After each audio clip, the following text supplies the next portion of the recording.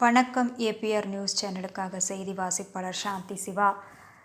திருத்தணியில் கனமழை, சாலையில் குளம் போல் தேங்கிய மழைநீர், கழிவுநீர், வாகனங்கள் நீந்தி சென்றது. முருக பக்தர்கள் அவதி. வீடுகளுக்கு உள்ளே சென்ற மழைநீர். திருத்தணி அக்டோபர் 26. திருவள்ளூர் மாவட்டம் திருத்தணி மற்றும் அதனை சுற்றியுள்ள ஆற்காடு குப்பம், கேஜி கண்டிகை, கனகம்மா சத்திரம், மத்தூர், பொதட்டூர்பேட்டை போன்ற பகுதிகளில் கனமழை பெய்தது. இதன் காரணமாக திருத்தணி நகராட்சியில் பைபாஸ், ரயில்வே, இருப்பு சுரங்கப்பாதை பகுதிகள் மழைநீர், கழிவுநீர் வெள்ளம் போல் நீர்வீழ்ச்சி போல் விழுந்து சாலையில் குளம் போல் தேங்கியது. இதனை கடந்து செல்ல முடியாமல் முருகன் கோவிலுக்கு வந்த பக்தர்கள், திருப்பதிக்கு செல்லக்கூடிய பக்தர்கள், சென்னைக்கு செல்லக்கூடிய பயணிகள், பொதுமக்கள், இருசக்கர வாகன ஓட்டிகள் கடும் அவதியடைந்தனர்.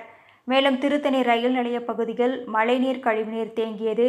இதனால் வாகன ஓட்டிகள் ரயில் நிலைய பகுதிக்கு செல்ல முடியாமல் பயணிகளும் அவதியடைந்தனர்.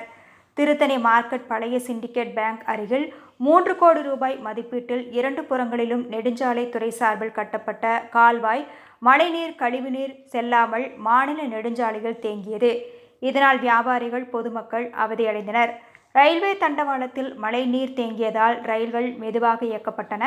திருத்தணி காந்தி சாலையில் 50 லட்சம் ரூபாய் மதிப்பீட்டில் சிமெண்ட் சாலை, கழிவுநீர் கால்வாய் கட்டப்பட்ட பின்பும் தரமான முறையில் கட்டாத கால்வாய் காரணமாக கழிவுநீர், மழைநீர் செல்லாமல் சாலையில் மழைநீர், கழிவுநீர் தேங்கியது.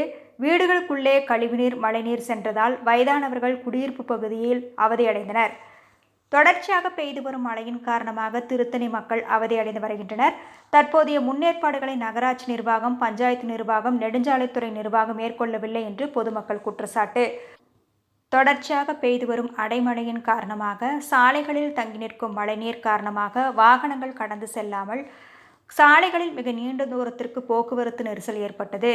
போதிய போலீசார் பாதுகாப்பு பணிகள் இல்லாததால் போக்குவரத்து நெரிசல் காரணமாக 2 மணி நேரத்திற்கு மேலாக வாகன ஓட்டிகள் அவதியடைந்தனர்.